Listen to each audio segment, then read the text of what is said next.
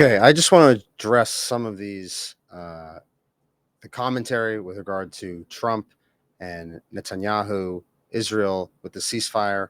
Of course, Trump shocked many in the public with the announcement of the ceasefire last night, saying there was a 6-hour window before the ceasefire would go into effect between Iran and Israel. And within that 6 hours, Israel struck Iran. Iran fired toward Israel. Iran then fired toward Israel after the ceasefire was supposed to go into effect. And some of the commentary is quite crazy. I'd be remiss if we did not also include the fact that Trump lashed out and said Israel is not going to attack Iran. All planes will turn around and head home, while doing a friendly plane wave, quote unquote, to Iran. Nobody will be hurt. The ceasefire is in effect. Thank you for your attention to this matter. Donald J. Trump, President of the United States. He also dropped an F-bomb saying that neither side knew what they're doing, essentially. Okay,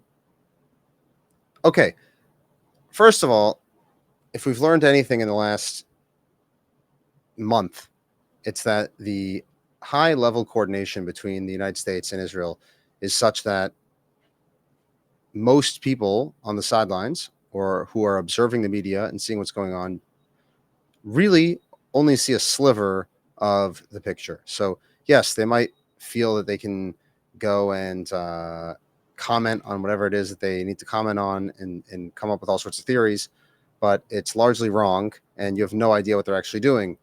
Less than a week ago, Trump said he needed about 2 weeks to decide if if America would enter the fight in Iran alongside Israel.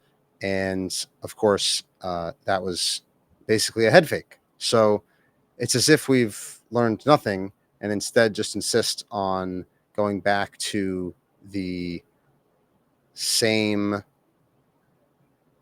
hypothesis and reading way too much into the situation. Not just a little too much, way too much into the situation. It's completely nonsensical. So, we go to anti-Semites like Candace Owens, and what does she say?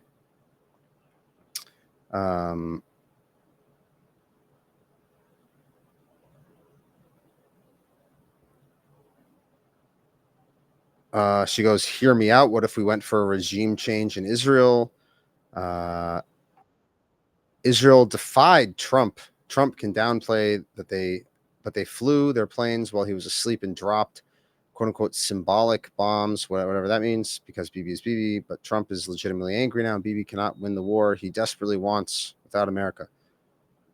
Again, there is absolutely no evidence that anything that's staged, anything that's promoted in the public eye is what it actually appears to be.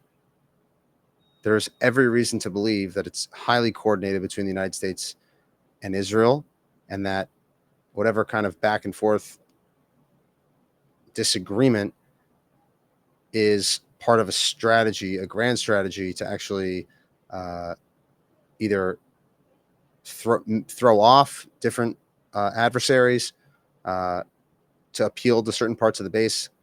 Some of this anti-Semitic media is actually also trying to say that people in Israel who want to strike back at Iran for violating the ceasefire are threatening peace. Again, there are ways in which there are different politicians who are appealing to their base. In Israel, that's particularly true. And there's absolutely no indication that Israel is not acting in accordance with exactly what the Trump administration wants, and are not completely in line with Trump. So there's a lot of this crazy back and forth, a lot of hypotheses that are out there. Most of them are based in about nothing, and really are just not even worth our time. But it's funny to see everybody hyperventilate, going into these grand conclusions about what this must mean, and about Bibi defying Trump and there being some sort of fight.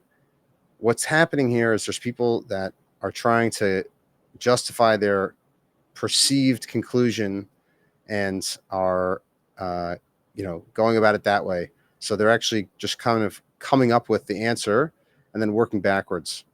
So there's really no truth to this. Time will tell, and there's really just no way to know what's actually going on. I know that might make people a little bit uncomfortable, and they can't quite understand how they don't know everything. But it's important to understand that the level of connection between Israel and America is quite high. There's no reason to believe that there's been any sort of legitimate break, and everything is simply hyperbolic. So I would encourage everybody to just chill out and wait and see what happens instead of jumping to conclusions way too early.